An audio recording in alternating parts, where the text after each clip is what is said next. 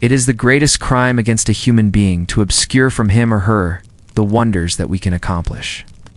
Voltaire. Now let's meet tonight's special guest, Akhenaten, the man who tried to break the foundations of Egyptian polytheism and replace it with a new religion based on the worship of the sun disk. Aten. Our next story is about a pharaoh who dared to challenge the foundations of his own religion. If you were a god, what would you demand? Gold? Slaves? Lands beyond counting? What if you demanded more than mere material things? What if you sought to reorder the spiritual foundations of the world itself?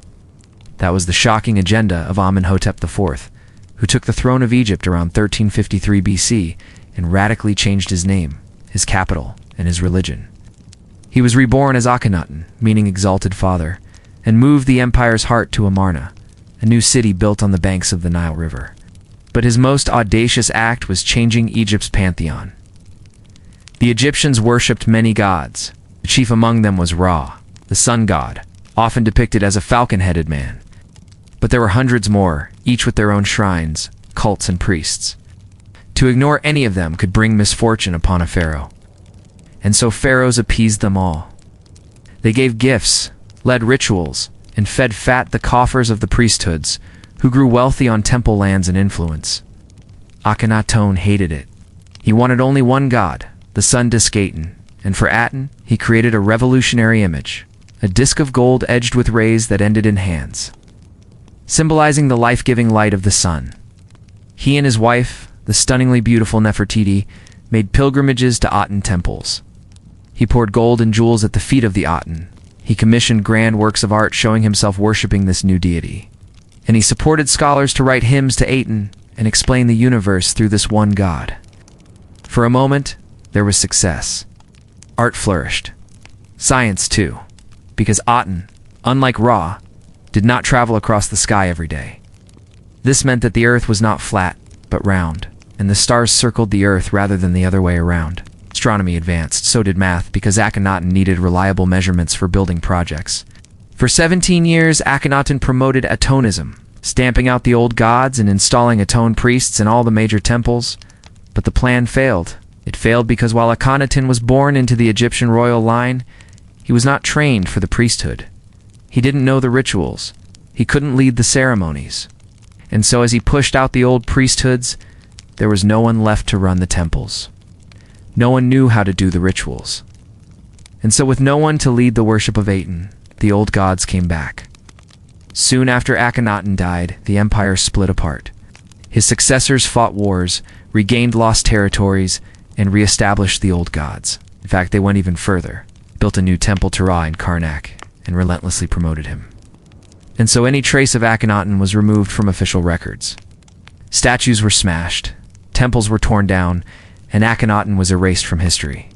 Or was he, from the 18th to the 20th century, archaeologists unearthed a trove of artifacts from Amarna.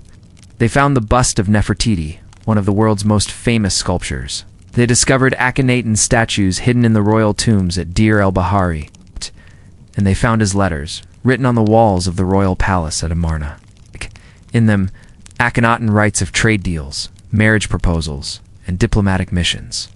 And so Akhenaten is remembered not as the failed pharaoh, but as a visionary who changed the course of history. However briefly, and as an icon of beauty, a symbol of the glories of ancient Egypt. Now let's finish our evening with a walk into a legendary tomb. The Boy King, the Lost City, and the Curse of the Modern World. Picture yourself in the bustling city of Alexandria, home to the greatest library in the world, the lighthouse of the ancient world, and the seat of Cleopatra's power. Here, in the heart of a country poised between empires, you move through crowds of merchants, scribes, and soldiers. The streets are filled with sounds, the bleating of goats, vendors hawking wares, soldiers shouting orders, ships unloading in the harbor, people arguing over debts, lovers whispering sweet nothings, children chasing stray dogs, the murmur of prayers to many gods, and then a hush falls. You turn toward the sound of drums and flutes, a procession winding through the city. On a golden chariot rides a coffin, borne aloft by men with bared arms and chests. The coffin is covered with precious stones and gold leaf, the emblem of a young king holding a crook and flail. You know that emblem well. It belongs to Tutankhamun, the boy king who ruled Egypt at the turn of the 14th century BC. And you have heard rumors that after his untimely death, his tomb has been found. The search began in 1907, when the British archaeologist Howard Carter teamed up with financier George Herbert, the 5th Earl of Carnarvon. For 10 years, they scoured the Valley of the Kings near Luxor without finding anything but disappointment. The press had dubbed the hunt the sensation of the century. But the public interest began to wane, and Lord Carnarvon's funds dried up. Just as the expedition was about to be abandoned, Carnarvon suffered a nasty fall from his horse. Carter, with nothing to lose, decided to spend his last days clearing away debris in a previously unexcavated corner of the valley. There, on November 6, 1922, as the story goes, Carter found a stairway leading into darkness, into the tomb of Tutankhamun. It was an astounding find, one of the greatest archaeological discoveries ever. The first time in centuries, the world could see inside an intact pharaoh's tomb. Inside, among the treasures, there was a coffin, smaller than the others, decorated with the emblem of a young king holding a crook and flail. Carter held his breath as he opened the lid. Out. Inside lay the mummy of a boy, no older than 14. The chamber was filled with wondrous objects, chariots, weapons, food, games, furniture, all for the afterlife. And then there were the paintings. They showed Tutankhamun hunting, sailing, fighting. And they revealed a curious thing. Unlike most pharaohs, Tutankhamun had no female consorts. His bedchamber had only one door, one that did not open inward but outward. And so the story goes, as Carter stood before the astonished eyes of the world, he realized that if the door swung outward, it had to swing away from the room. And there, hidden in the wall above the doorway, was an inscription telling the world the one thing it must never forget. Don't speak my name, for once spoken, my soul will fly free and roam the sands of eternity. Was it the curse of the boy king? Who knows? The world soon learned why the tomb was sealed so carefully. Inside was not a mighty warrior, but a sickly child who had risen to power too young and died far too soon. His reign was a disaster. His advisors ran roughshod over Egypt. They ruined the economy, offended the gods, and turned neighbors into enemies. Tutankhamun was a puppet ruler, kept alive by his advisors until he died. And that is why his tomb was buried so deep in the earth, hidden from sight, to keep his secret and his soul at peace. Thank you for walking with us tonight into the dusty, breathless world of ancient Egypt. If you enjoyed this episode, be sure to check out our series, Lost Kingdoms of the Desert, where we explore more of Egypt's glorious past. See you next time. There are some stories which just won't quit. Take Akhenaten, for instance. If you haven't heard of him already, well, get ready to be introduced to one of history's most unusual pharaohs. And if you have heard of him, prepare to dive even deeper into a tale that has captivated historians, artists, and dreamers for centuries. I'm your host, and you're watching this channel. Join me today as we step into the grand narrative of ancient Egypt and explore the life, times, and legacy of Akhenaten, the heretic king whose story is more than just a tale of religion and politics. It's a story of transformation, obsession, and the relentless march of time. So sit back, relax, and let's unravel the enigma of Akhenaten together. It's hard to talk about Akhenaten without mentioning his most notable feature, his head. As you can see from this bust made by Thutmose, it's unique, maybe even bizarre. His face is kind of stretched out, his shoulders are narrow, his hips are wide. Some say this was because of a disease called Kohler's disease. Others think it was just how he looked naturally. But there are those who say it's proof that he was an alien who came down from space. Okay. Just kidding. There's no proof of that, but I like to keep an open mind, don't you? Now, let's imagine you're living in ancient Egypt around 3,000 years ago. You worship a bunch of gods, including Ammon, who's super important. But then a new pharaoh comes along, Akhenaten, and he says, "Hey, stop worshiping. Amen." What? Yeah, that's exactly what happened. And it was a big deal. This pharaoh wasn't your average leader. Ditched the old gods and tried to make everyone worship the sun instead. He even changed his name to reflect this. He used to be called Amenhotep, meaning Amen is pleased. But when he started preaching about a different god, he dropped the Amen part and went with Akhenaten, meaning the spirit of Aten. But who was the Aten? Well, it was kind of like the sun god, but not exactly. See, the Egyptians had a ton of gods and goddesses, and they often had human qualities. Like take Anubis, the god with the jackal head. He helped guide dead people through the afterlife. Then there was Thoth, the Abyssidid god of wisdom. And Ra, who was like the big boss of the gods, was usually depicted as a falcon, a scarab beetle, or a human with a falcon head. These gods weren't just hanging out in some faraway place. They were everywhere. They were in the Nile River, the wind, the plants, even the pharaohs themselves. The Egyptians believed these gods were a big part of everyday life. And guess who was considered a literal embodiment of the gods? You got it? The pharaohs. They weren't just leaders. They were like divine representatives on Earth. Talk about pressure. So imagine being a regular person back in the day. You're minding your own business, trying to live a good life and maybe sneak in a few naps in between. And then one day you hear, hey, the pharaoh's gone crazy and is ditching our gods. It's a bit of a shock, right? And that's exactly what went down when Akhenaten came along. It's like, nope, no more amen. Our one true god is the Aten. Dot.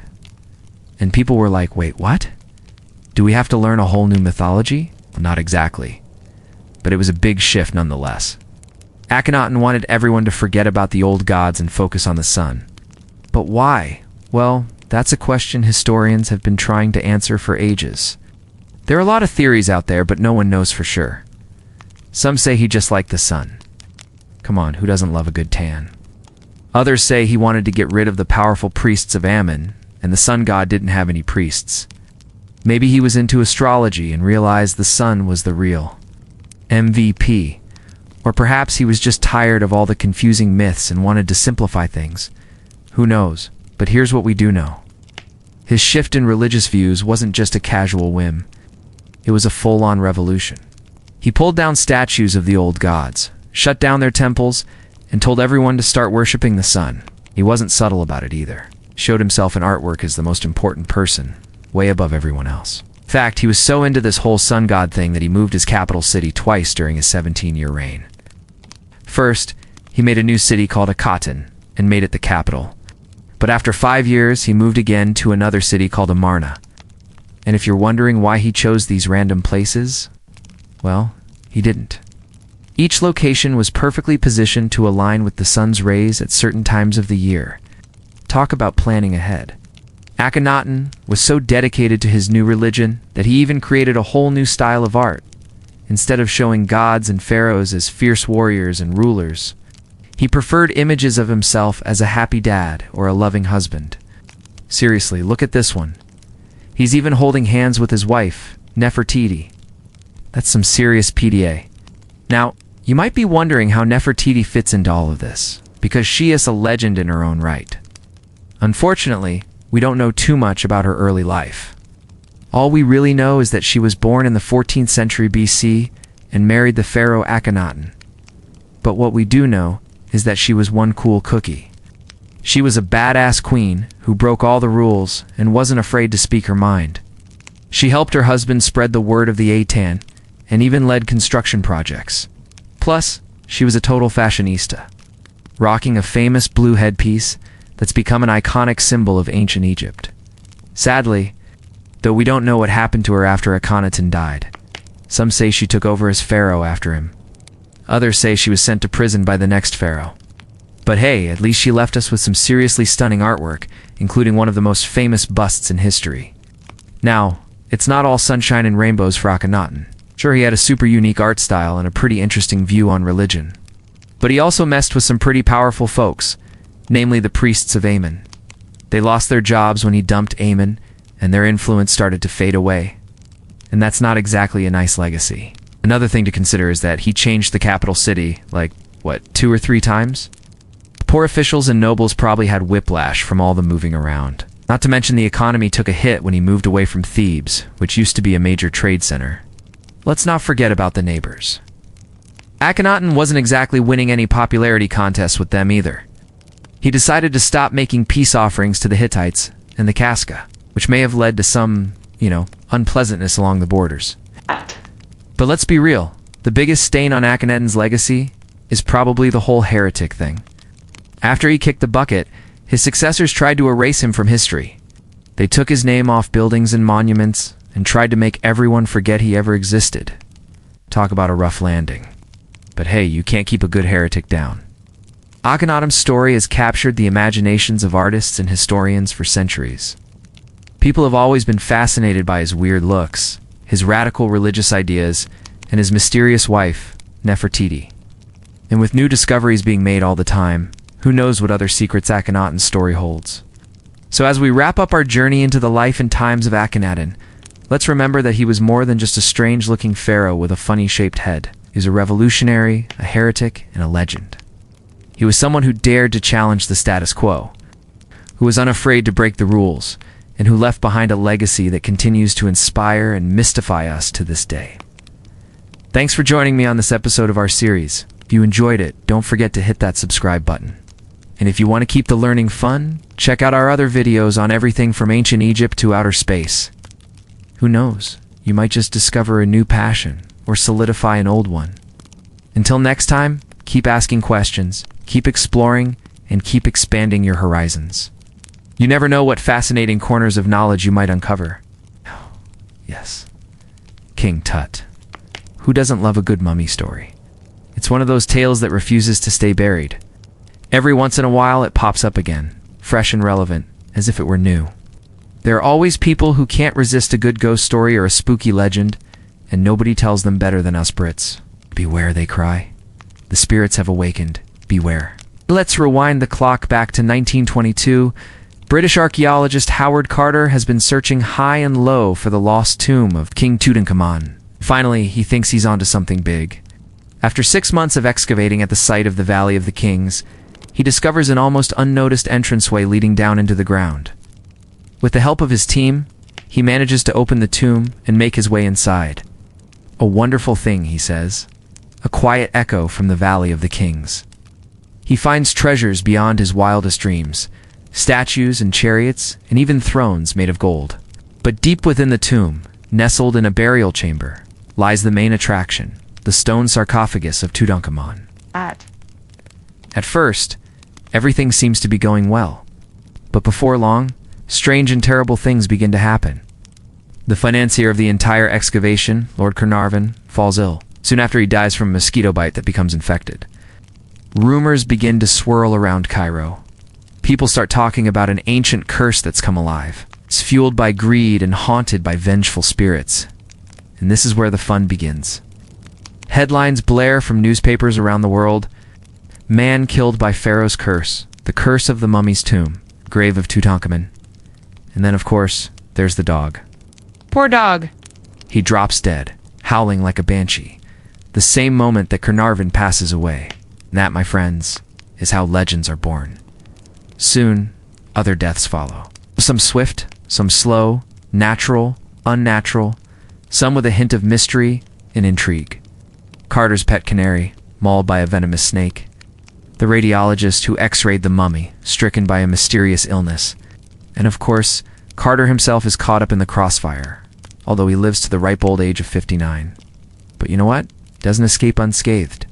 For the rest of his life, he's plagued by nightmares and visions that he can't explain. So is there really such a thing as a mummy's curse? Well, historians and scientists would tell you no. They say there's no evidence that the tomb held any dangerous toxins or secret traps. They say the deaths were statistically unremarkable. In fact, they say there's nothing here but a lot of hot air. But do you believe them? Because here's the thing. The myth has legs. It has teeth. It won't stay buried. People want to believe because we want there to be mystery. We want ancient things to defend themselves. We want tombs to whisper warnings. And maybe, just maybe, we want to be scared. But there's another reason why this story keeps coming back. It's because, despite the wealth and splendor of his tomb, Tutankhamun is one of the most unknown pharaohs of all time. He reigned only 9 years, maybe less. And yet his name echoes through the ages. His face is on museum walls. His story is in every corner of popular culture. It's everywhere, yet there's very little to know. He may have been the son of Akhenaten and Nefertiti, but we don't know for sure. He died young, around the age of 18 or 19, and nobody knows why. His bones show signs of damage. His body was hastily embalmed. His tomb was smaller than anyone else's, and it wasn't meant to be his. It was probably originally built for someone else, someone more important, someone who was never meant to die so young. And yet the tomb is resplendent, filled with riches and wonders beyond compare. A boat for the afterlife, a golden death mask, lapis lazuli, the crook and flail, symbols of kingship resting on a child who barely had time to use them. This is a tale that refuses to stay buried because Tutankhamun captured our imaginations. He became famous after centuries of obscurity, became a household name, he became a meme. And now we tell his story and share it with our children, and ask them to memorize the names of Akhenaten, Nefertiti, and Smenkhare. Maybe it's because we want to feel connected to the past. Maybe it's because we want to understand a world that seems so far away. Or maybe, just maybe, it's because we want to be scared. But here's the thing. There are real lessons to learn here. I'm not talking about mummies or curses. I'm talking about history and humanity and the things that connect us all. Ancient Egypt is a world away, but also right here in front of us. Their art is in our museums, their stories are in our books, and their legacy is in our hearts. It's up to us to keep their memory alive, to tell their stories and share them with the next generation. We can learn from their mistakes and celebrate their achievements. We can marvel at their art and lose ourselves in their myths and legends. But most importantly, we can remember that they were human beings just like us. They had families and friends. They laughed and cried. They loved and lost. They had hopes and dreams for the future. And in the end, they died. But their legacy lives on because we choose to keep it alive. So what will you choose to remember? Will you remember the curse or the king? That's for you to decide. But either way, their story will live on forever. And with that, we bring our 3-part series on ancient Egypt to a close. Let us journey back to the days of Cleopatra, the last pharaoh of ancient Egypt. But this won't be a story of wars and tombs. Rather, we'll step inside the palace walls and try to imagine what life was like within them. The exact location of Cleopatra's palace is still debated by historians. But this doesn't stop us from imagining what it might have looked like based on descriptions from ancient texts and archaeological findings. As the sun dips below the horizon, casting long shadows over the bustling port city of Alexandria, the day's heat begins to fade into the balmy air. The aroma of salt from the nearby sea mingles with the sweet scent of lotus blossoms carried on the evening breeze. In the distance, the haunting strains of a distant flute drift towards the palace, weaving through the vibrant tapestry of sounds that define this ancient city. The Palace of Cleopatra is not merely a structure, it is a microcosm of the entire Egyptian world.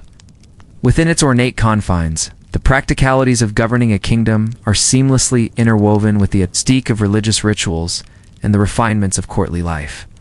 Making our way through the intricate network of courtyards, colonnades and gardens, we find ourselves in the heart of the palace. Sunlight streams through the papyrus windows, illuminating scenes of daily life unfolding before us. Scholars engrossed in their pursuits sit cross-legged on cushions, their voices murmuring as they discuss philosophy or mathematics. Meanwhile, servants move gracefully through the palace, their steps light as they attend to the myriad tasks necessary to maintain the smooth functioning of this opulent household. Cleopatra, resplendent in linen garments that shimmer like gold, engages in conversation with one of her many suitors. Theirs is a world where practicality and luxury intertwine effortlessly. While scholars ponder the mysteries of the universe, servants ensure the constant flow of refreshments during discussions. This wasn't just a place of governance, but also a hub of intellectual discourse reflecting the cosmopolitan nature of Alexandria. But let us shift our focus from the corridors of scholarship to the kitchens of the palace. Here, amidst the tantalizing aromas of spices and the rhythmic clang of cooking vessels, a culinary symphony unfolds.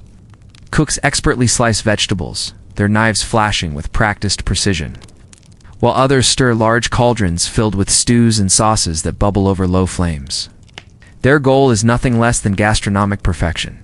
Today's menu features dishes fit for royalty, including roasted goose, flavored with honey, and sweet wine from faraway Cyprus. The centerpiece, however, is a platter piled high with fresh dates and pomegranates. More than just food, these are symbols of prosperity and power. As the cooks work diligently, The scene is a vibrant testament to the wealth and cultural diversity of Cleopatra's court. In another part of the palace, artisans are hard at work, breathing life into exquisite works of art. The rhythmic tap of a hammer on an anvil echoes as a blacksmith forges intricate metalwork that will adorn furniture and gates. Nearby, a painter's brush dances across a papyrus scroll, capturing a moment in time with flowing lines and vibrant colors. Whether crafting jewelry, furniture, or works of art, contributes to the grandeur of the palace and the magnificence of Cleopatra's court. The importance of appearances is a crucial aspect of life in Cleopatra's palace. For the Egyptians, the way they presented themselves was not just a matter of personal taste, but a reflection of their status and connection to the divine order. The preparation of cosmetics was a highly regarded art form, a harmonious blend of hygiene, aesthetics, and religious devotion.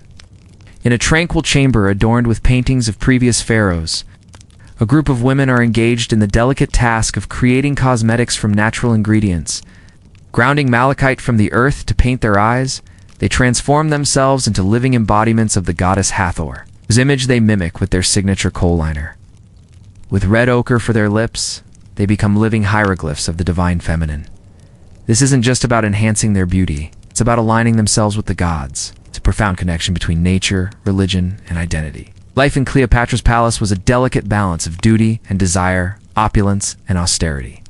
While the elite indulged in luxurious meals and fine fabrics, the common folk of Alexandria lived more modestly, subsisting mainly on grain porridge. However, despite these disparities, the city's diversity enriched the lives of its inhabitants. Strolling through the bustling marketplace, one encounters merchants from various corners of the known world. A merchant from India displays his wares, showcasing the exotic allure of cinnamon and ivory. Nearby, a Phoenician merchant proudly presents his handcrafted glass vessels, each one a masterpiece of translucent beauty.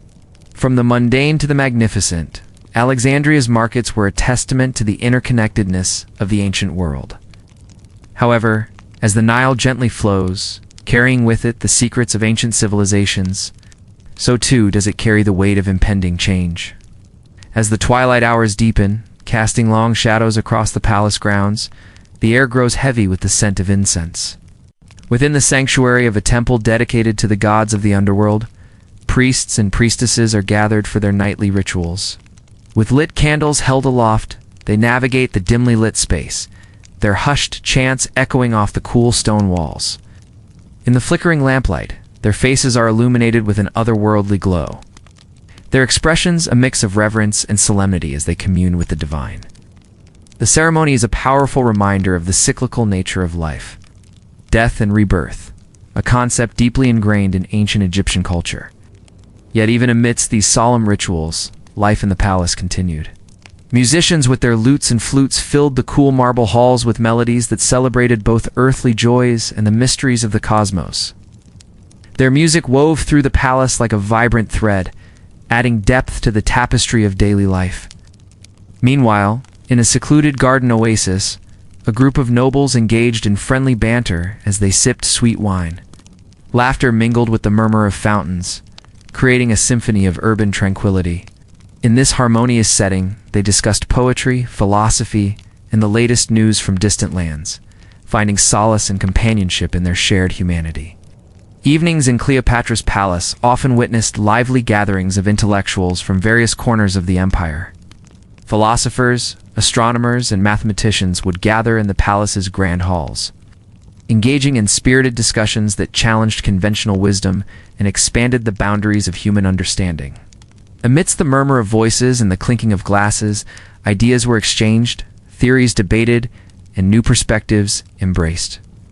The atmosphere was charged with the energy of discovery as these brilliant minds illuminated the darkness with their knowledge, making even the night seem as bright as day. As the moon ascends its throne in the velvet sky, the palace falls silent, each resident retiring to the comforts of their chambers. Yet even in slumber, the pulse of the city continues, beating softly, waiting for the dawn to paint the sky with hues of gold and crimson once more. And when the sun returns, it will unveil a new day, bringing with it fresh challenges, diplomatic missions, and the continuous effort to keep the wheels of civilization turning smoothly. Now, let us leave tombs behind. Step away from dust and stone, and into a world of silk, scent, and the soft lapping of the Nile outside a marble colonnade. We enter the palace of Cleopatra, the seventh last queen of Egypt, last of the Ptolemies, and perhaps the most misunderstood figure in ancient history. Not the Cleopatra of gossip and conquest, but the ruler of a palace alive with diplomacy, ritual, and refined luxury. It is Alexandria, around 40 BCE, a coastal jewel, founded by Alexander the Great, where Greek rationalism meets Egyptian mysticism. Here Cleopatra rules not just with beauty as later poets would claim, but with fluency in 9 languages, deep knowledge of politics, and mastery of appearances. Her palace, likely situated near the royal quarter that is now sunken beneath the sea, was a place of subtle spectacle. Mosaics lined the floors. Papyrus scrolls rustled in private libraries. And at the heart of it all was Cleopatra herself, not simply seated on a throne, but active in every corridor of her court. Oh. She did not dine alone. She entertained philosophers, Roman envoys, temple priests, and naval commanders. Each meal was more than sustenance. It was strategy. Dates and pomegranates arranged alongside debates about trade, military movements, and Rome's intentions. The meals themselves were a contrast to the grain porridge of the workers. Cleopatra's court enjoyed roasted goose with honey, sweet wine from Cyprus, and rare fruits shipped across the Mediterranean. They ate slowly while musicians played soft notes on lutes and flutes. There were rituals, too. Perfuming the body was an art, blending frankincense, myrrh, lotus oil, and cinnamon. Cosmetics were ground in polished bronze bowls, malachite for the eyes, red ochre for the lips. These were not mere vanity, but symbols of order and divinity, in keeping with ancient traditions. Even Cleopatra's famous kohl-lined eyes had precedent in sacred images of the goddess Hathor. But beneath the elegance, pressure simmered. Egypt was no longer the invincible land of great pyramids and eternal rule. Rome loomed large, and Cleopatra navigated its politics like the Nile itself, sometimes gentle, sometimes swift, always dangerous. She aligned first with Julius Caesar, then later with Mark Antony, not just romantically, but politically, diplomatically. These were alliances forged at candlelit tables, not just battlefields. Her ability to charm, to persuade, to hold her own among Rome's most cunning men. That was her true weapon. Still, the world was changing. Cleopatra's palace once, a symbol of power and learning, would soon be swallowed by tides of war and time. When Augustus conquered Egypt, the Ptolemaic dynasty ended. The city fell quiet.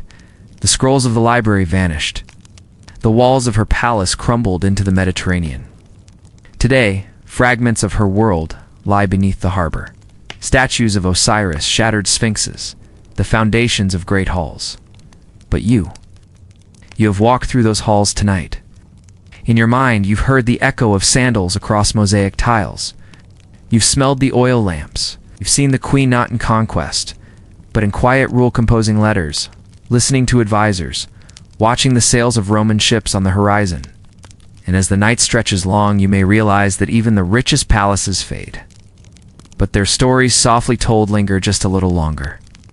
Thank you for joining me today on this journey through the opulent chambers and tranquil gardens of Cleopatra's palace. If you enjoyed this immersive experience, I invite you to subscribe to my channel, where history comes alive through captivating storytelling. Also, please support my work, because your support helps me to continue sharing these rich stories from the past. Until next time, may your days be filled with the wonders of discovery and the magic of ancient worlds.